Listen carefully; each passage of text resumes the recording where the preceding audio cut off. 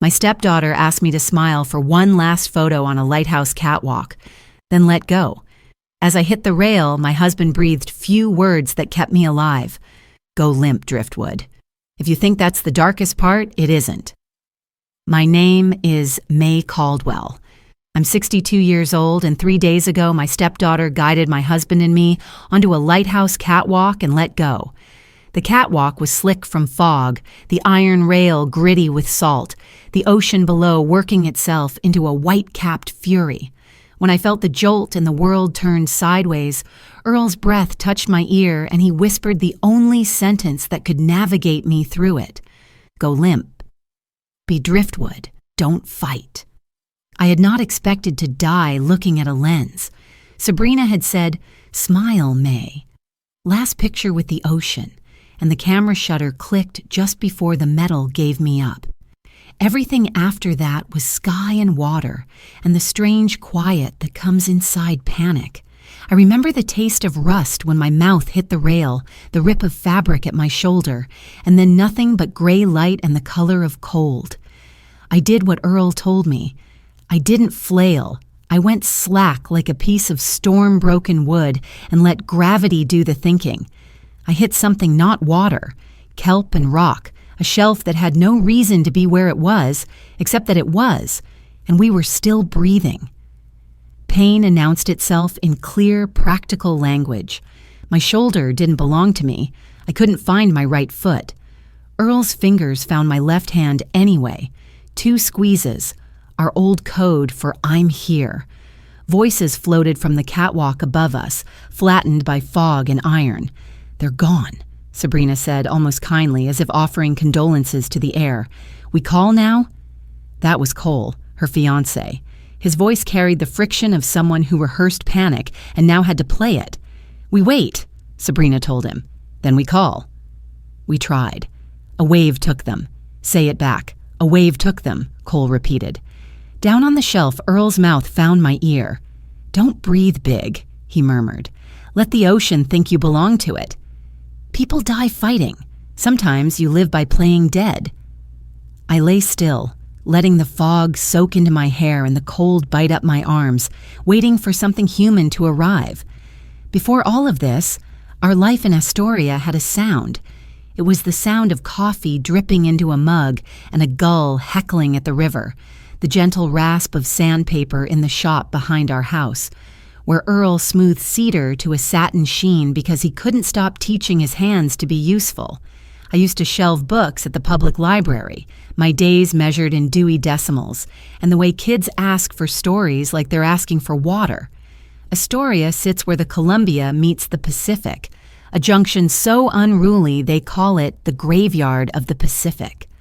On some mornings, cargo ships glide upriver so calmly it feels like the world has learned patience. On others, wind pushes against your ribs hard enough to make you believe in old sailors' ghosts. We built small rituals around that place. Fridays were chowder at a diner that still counts out change with a thumb. Sundays, we drove the coast road just to watch the light print new versions of the water. When it rained, which is often, I read in the living room with a blanket and listened to the roof speak its soft percussion. Safety doesn't just happen, you build it until the walls remember your name. If you had asked me last week to point to the safest corner of my life, I would have told you about a kitchen at dusk, Earl beside the stove with an apron crooked around his waist, because he always forgets how to tie it straight. The smell of onions and butter walking up to greet me as I come in from the yard. I would have told you about the way he taps the table twice with his knuckles when he knows I'm worried. A little private gavel we invented between us that says, "Present." I would have told you about Sabrina showing up with her children and her soft-voiced apologies for staying too long. I would not have told you about Danger, because Danger wore a very polite face. Sabrina is 34, tall like her father, with a way of smiling that makes neighbors feel reassured. She calls me May, not Mom. I never minded. We met when she was 12, and I was still figuring out how to be someone else's mother without taking a mother away. We didn't stumble. We negotiated the shape of our affection and let it be what it wanted to be, which was real in its own careful way. When she moved back to the coast with her 2 kids and a man named Cole, we made room for them in our calendar, our pantry, even our checkbook when there was a flat tire or a field trip that appeared the day of. We didn't do it because we felt guilty or obligated. We did it because that's what families do when the weather changes. Last winter, the weather in Sabrina's life changed faster than a forecast. She and Cole were starting a small tourism business. Kayak tours, sunset cruises, that kind of dream. The brochures were glossy. The numbers did not feel like they belonged to our planet. They came by more often, bearing muffins and hugs and the kind of paperwork that comes with little flags in the margins. It was always, "We just want to show you this," or "Don't worry, this is just preliminary," or "If heaven forbid anything happens, it makes things easier." Cole speaks fluently in the language of helpfulness. He could tell you 10 different ways to improve your life before your coffee cools. And he will. He's the sort of man who pats your shoulder when he needs you to sign something.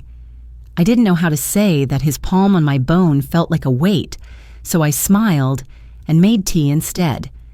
Sabrina would talk about consolidating assets and living trusts, about how the market is peaking and it's always better to act before you have to react. She said it like weather, like fact. When I balked, she was hurt but patient, which is a terrible combination to argue with. "Have you two considered a trust?" Cole asked one afternoon, his elbows planted on our kitchen table like they were making a point. "We've considered that we're alive," I said. "It's just planning," he assured me. "If, God forbid, either of you needed fast decisions, this puts Sabrina in a position to act. You don't want to drown in red tape, strange phrase to marry to a prayer, drowning. And yet we live at the water's edge.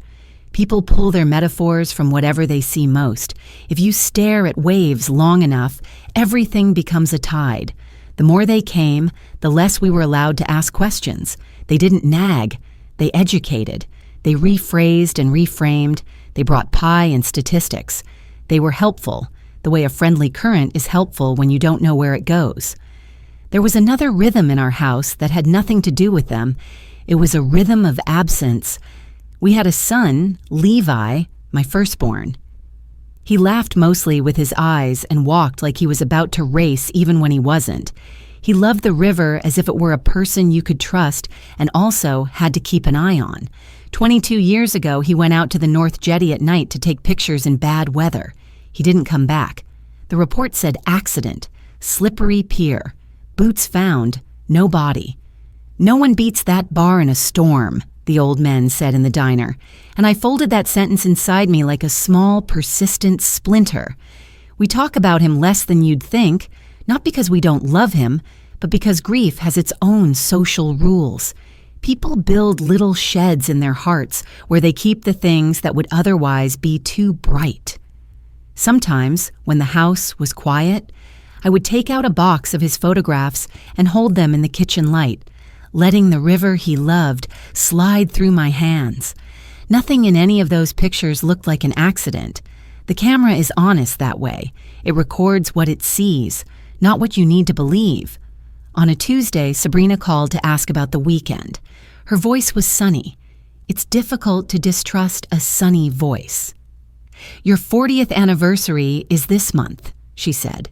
"Cole and I were thinking, what if we take you two down to Heseta Head? We'll go early, beat the crowds, do the Lighthouse tour, have a picnic. We'll take pictures, frame one for your bedroom." She laughed softly. "I'll even hold your purse, May." I said that sounded lovely because it did. Heseta Head is where the world looks like a postcard, and even people who don't love lighthouses love that one. I told her I'd check the forecast, and she said fog makes the lighthouse magic. When I hung up, I stood in our kitchen and watched a gull land on the fence with the elegance of someone who doesn't have to try. Something in my chest pinched, not painful exactly, just present. That night, Earl brushed his teeth for so long the bathroom mirror fogged twice. He came to bed, lay on his side, and stared at the dark like it owed him an explanation. I touched his shoulder.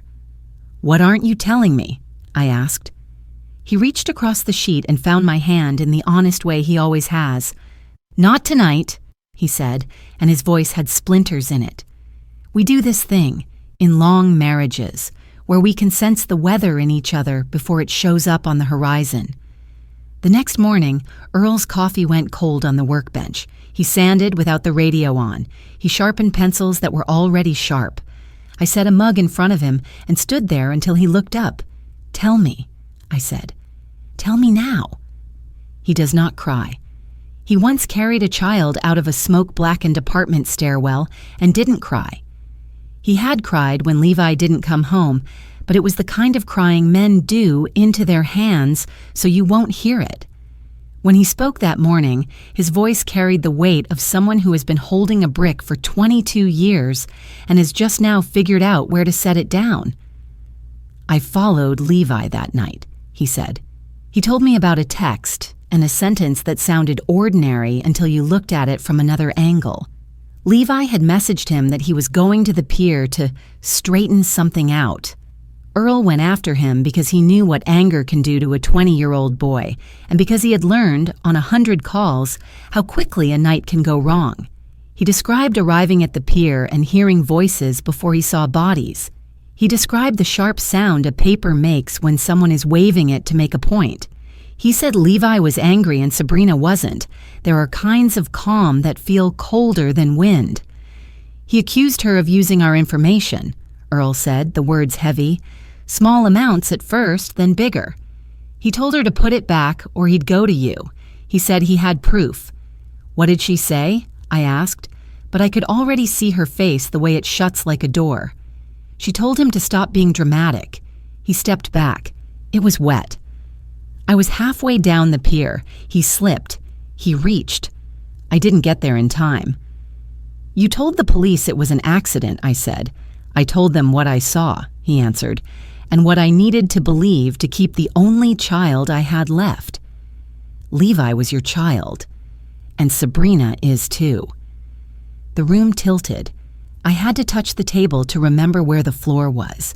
There are truths you only hear because you ran out of places to hide from them. He had carried this secret in his pocket like a coal. It had burned him every step. Somewhere in the walking, he convinced himself it was warming him. "We're not going to that lighthouse," I said. "If we don't go," he said after a long, careful breath, "they'll find a darker place. We choose the ground. We choose the light." That Friday, Earl pulled a small camera from a wooden box in his shop and clipped it to his belt. It was an old habit from his days on the department when they trained recruits and reviewed drills afterward to see what hands do when the world leans. He wears it sometimes in the shop to record techniques for the young men who come by to learn how to make corners true. He put it on before we left, not saying why, but saying enough. I didn't argue. People in this town get superstitions the way other people get hobbies. If wearing a camera could be a kind of prayer, then we prayed. We left before sunrise, Sabrina at the wheel, Cole dozing with one eye open. The children had been left at a neighbor's because the tour was too long for little legs, Sabrina said with a smile that made me think she had never believed that sentence once in her life. She put on a playlist of upbeat songs that somehow didn't have a center. Earl watched the road like it was planning something. I watched Sabrina watch the clock. The fog was a wall when we got to the lighthouse. The parking lot held a few cars, a ranger's truck, and a cat curled on a hood, indifferent to all weather. The trail to the lighthouse is a switchback that steals your breath and then gives it back with the view. That morning, the view was more idea than picture. Fog sat on the trees like an extra bark. The docent at the top wore a red rain jacket and a smile trained for tourists. "Welcome to Heseta Head," she said. "Keep one hand on the rail if you go out on the catwalk. She's been guiding ships since 1894, and she'll still throw you a look if you don't mind your feet." Sabrina laughed, a light noise. Cole opened his backpack to show the docent a flare and a first aid kit because he likes people to know he is the sort who plans. We waited until the small cluster before us had filtered through the lantern room and stepped onto the rectangle of metal bolted into the cliff. The fog made the world closer and farther at once. The ocean below sounded like 1,000 secrets telling themselves all at once. "Smile," Sabrina said. "Last picture with the ocean." I turned because turning toward a camera is what people do when you ask, and then the floor was no longer where I had left it. The rail hit my ribs, my shoulder made a wet, popping noise, and Earl said the sentence that dropped an anchor into me. "Go limp. Be driftwood. Don't fight." I did what he said. I let my body forget how to be a body for a second. We landed on an indifferent bed of rock and seaweed that had no reason to break our fall and did anyway. I went completely still. There is a difference between being quiet and being absent. I tried to be both. Above, their voices practiced compassion. "We have to call," Cole said. "We have to call right now." "In a minute," Sabrina answered. "Breathe. Be careful what you say." "What do I say?" "You say we were taking pictures in the fog and a wave took them." "I say a wave took them," he said, following after her like a student repeating a line. I memorized the sound of the sentence because it was the kind of sentence that sounds true if you hear it enough and fake if you hear it twice in a row. Help arrives in layers on the coast. First, a radio crackled from somewhere up top. The docent's voice, crisp and relieved to have a purpose, carried into the fog. Then the thump of a helicopter made the air into a drum. Then a man with a voice like a simple instruction spoke into my ear and told me I was doing a great job even though I hadn't moved in 10 minutes. He strapped things to things. He spoke into a microphone. He didn't make a fuss. I stayed a piece of wood until the sky was where floors normally appear, and then I let strangers with gentle hands put me on a gurney.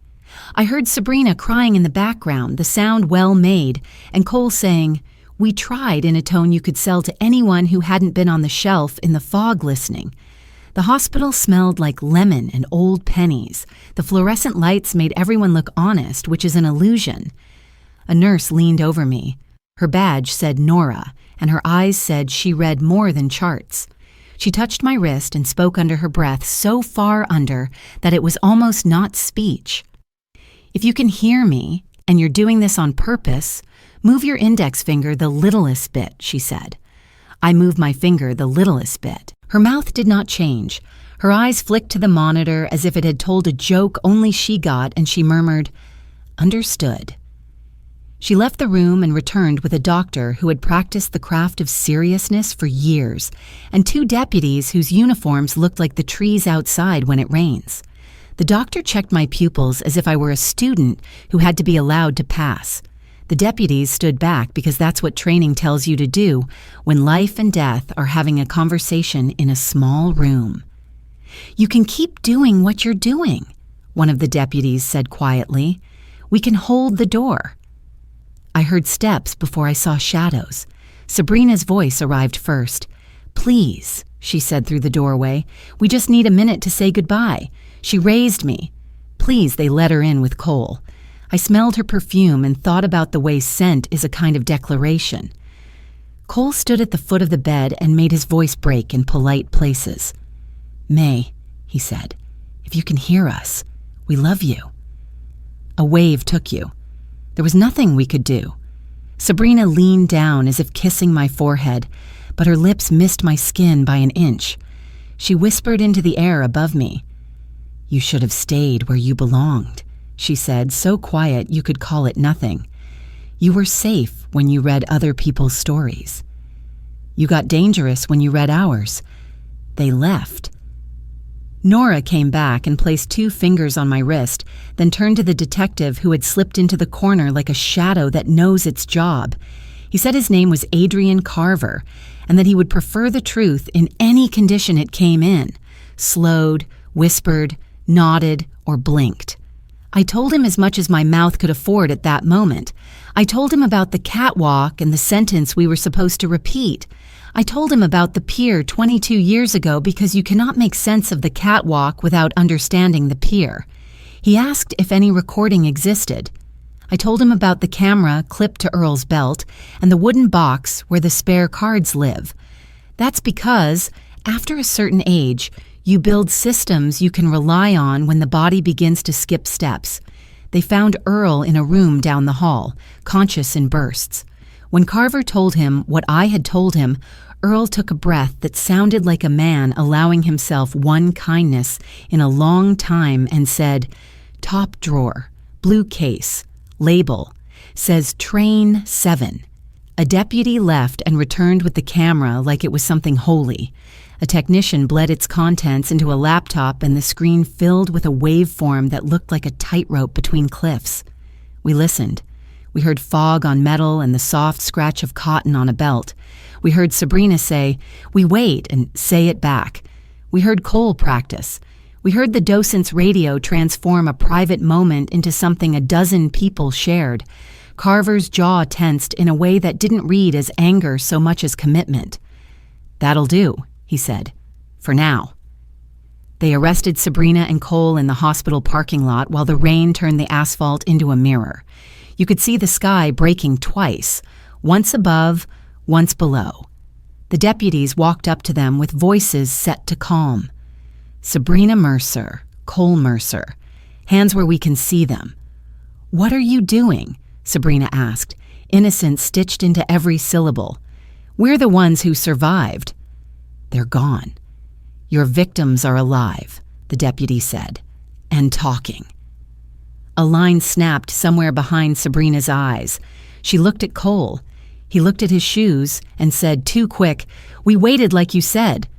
"Don't you dare," Sabrina hissed at him, and then noticed the microphones, the body cameras, the way the world had arrived to listen.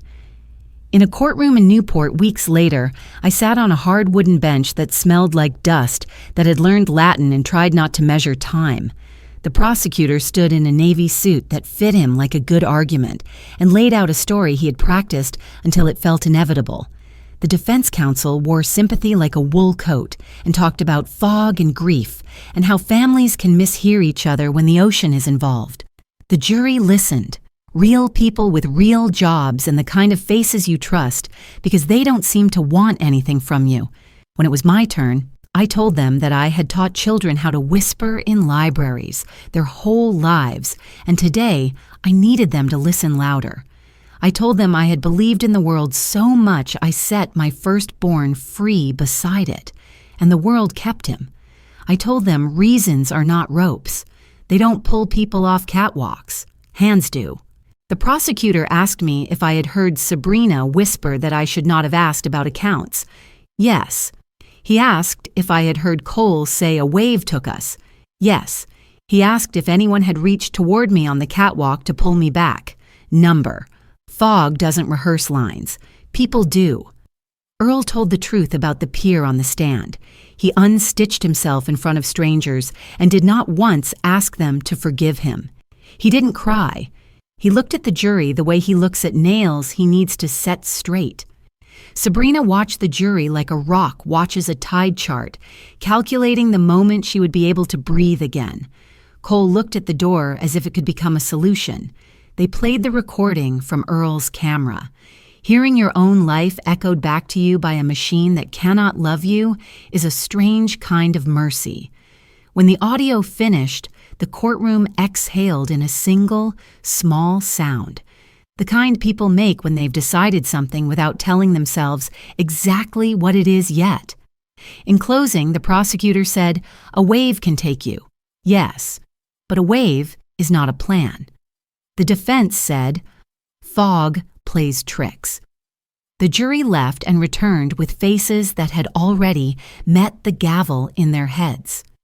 We find the defendant, Sabrina Mercer, guilty of attempted murder in the first degree and conspiracy. We find the defendant, Cole Mercer, guilty of attempted murder in the first degree and conspiracy. There was a reference to a different matter, the death of Levi Caldwell 22 years ago, which would be reviewed by the district attorney. You cannot walk back into the river and fetch what it kept, but you can stand on the shore and say out loud that the river is not crazy, that people put things into it and name them accidents. When the judge spoke about sentencing, his words were the kind that fall into place like lumber cut on the right line. He talked about deliberation and planning, about time-stamp and intent, and when his gavel fell 3 times, the sound made a clean seam between one life and another. Afterwards, back at the house, the quiet was not the old quiet. The breakfast dishes in the sink had gathered dust they did not have before. The houseplants looked suspicious of us. That's what happens when you return from a place where the end of your life stood up to meet you and then changed its mind. You walk into your kitchen and realize the room is a museum of the curve you almost didn't make. There were practicalities. People from social services came with forms and soft voices to talk about Avery and Brooks, Sabrina's children. They were confused and trying to be brave like kids in a dentist's waiting room who have decided that if they're good enough, nothing will hurt. We made hot chocolate and sat at the table and drew pictures of boats that don't tip, because balance is sometimes a story you tell children until they can tell it back to you. We asked about guardianship. We learned more than we ever meant to about evaluations and hearings and how the state measures a home's ability to hold children safely. We passed because we are who we said we were, and because Nora wrote a letter about the day in the ER, how she had watched us play dead to stay alive, and decided that people who can hold that kind of line can hold children too. The judge in family court wore a tie with small anchors on it. I entertained the possibility that this was so on purpose. I started sleeping with the window cracked open, even in rain, which sounds like a bad decision unless you live here. The sound of the river working itself out makes sense of other noises. At night, I would lie on my side and listen to the 2 kids breathing down the hall and Earl breathing beside me, and think about the way the human body announces itself, even when it's trying to be quiet. Sometimes, in that space between waking and sleep, I would feel the catwalk under my feet again, the iron humming with the language of weather, and I would have to remind my legs that we were not there. We were here, and here had walls and a roof and a man who tapped the table twice before he spoke. Once, months later, I saw Sabrina across a courtroom for a hearing on a procedural thing I don't remember now. She looked smaller, which is something orange does to most people. She did not look at me. I don't know what I would have done if she had. There's a version of this story where I forgive her in a speech that moves strangers and unlocks doors. That's not the one I'm in. You can want someone to be better and also keep the door locked at night, and there is no contradiction in that. Cole wrote a letter to the court that the prosecutor read aloud at sentencing. In it, he said he had been under pressure and that he would not have done what he did if not for a debt that arrived with teeth. I have sympathy for pressure.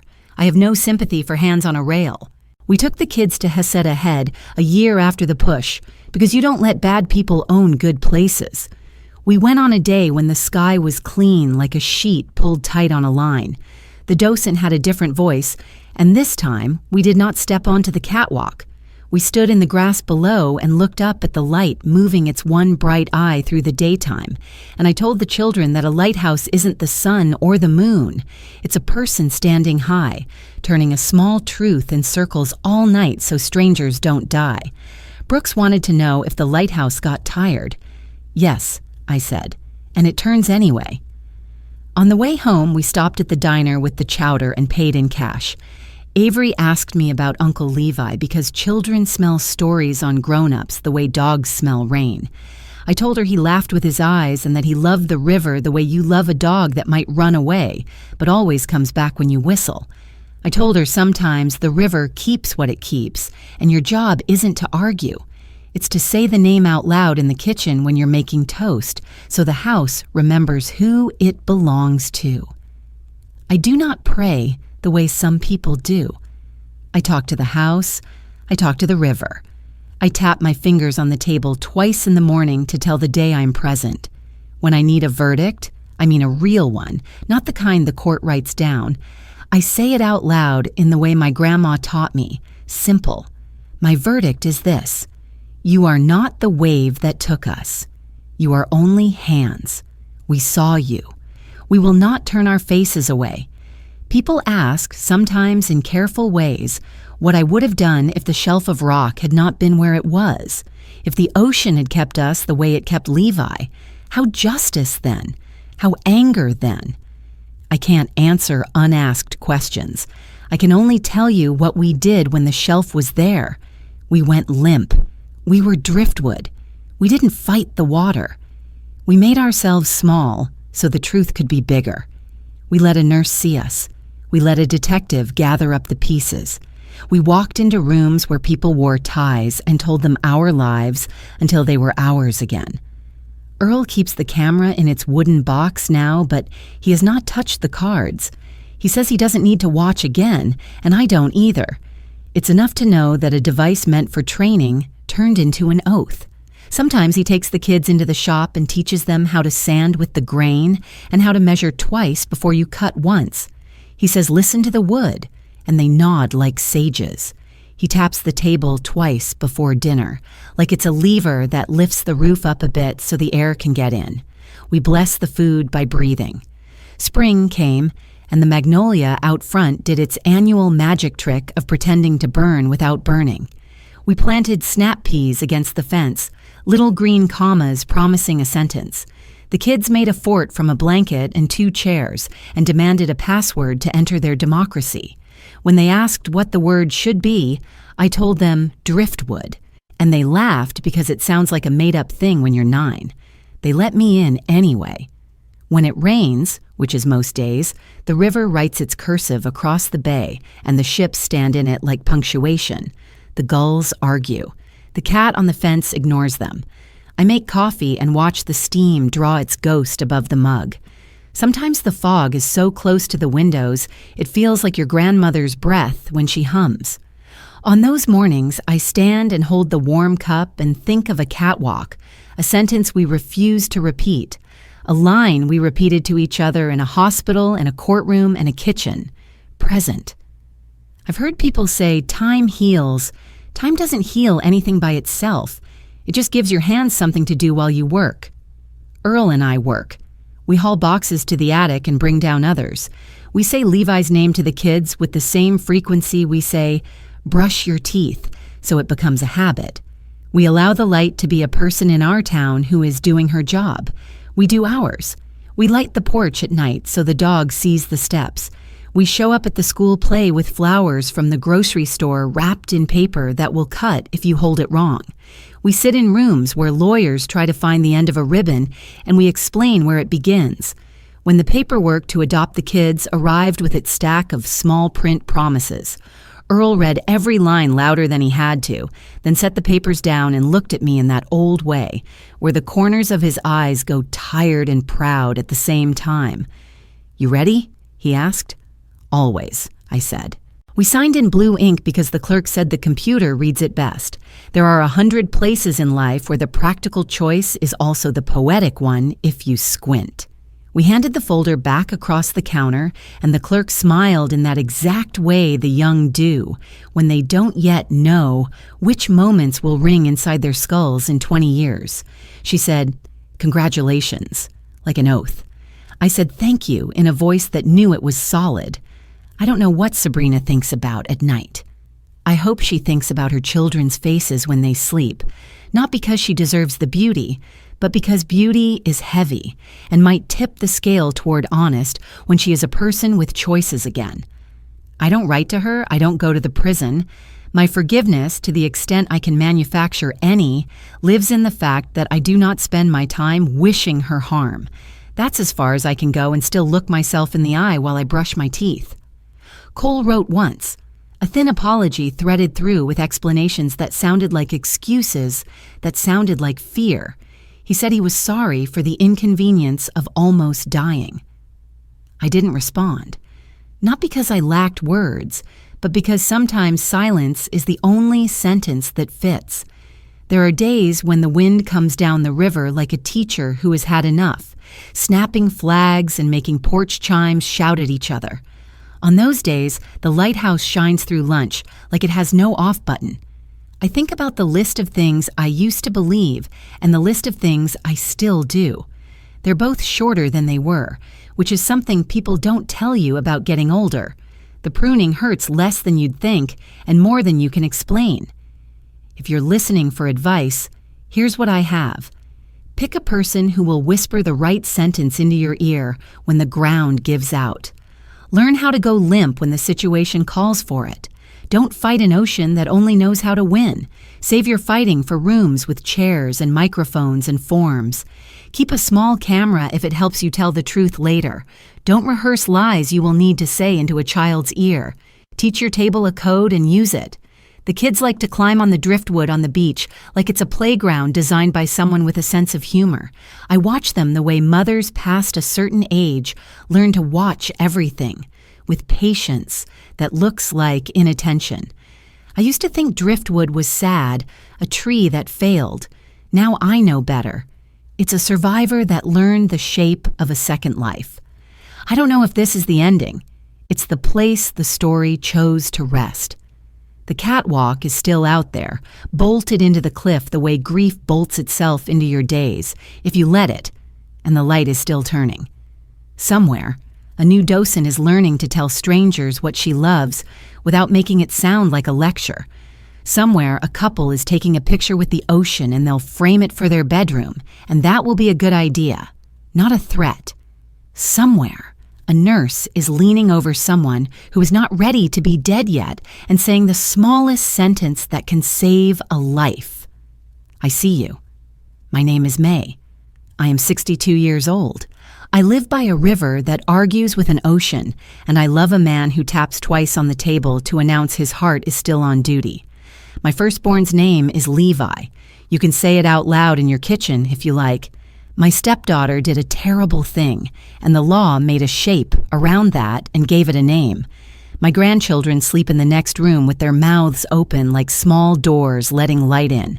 Sometimes in the morning, I boil water, pour it over coffee, and watch steam draw a ghost above the cup. I think of a sentence that was supposed to write the end of our story. I think of the sentence Earl gave me instead, a truer compass. Go limp. Be driftwood. Don't fight. Then later, when the room is warm and the doors are unlocked and the table is set, use your voice. Say what happened. Tap twice. Present.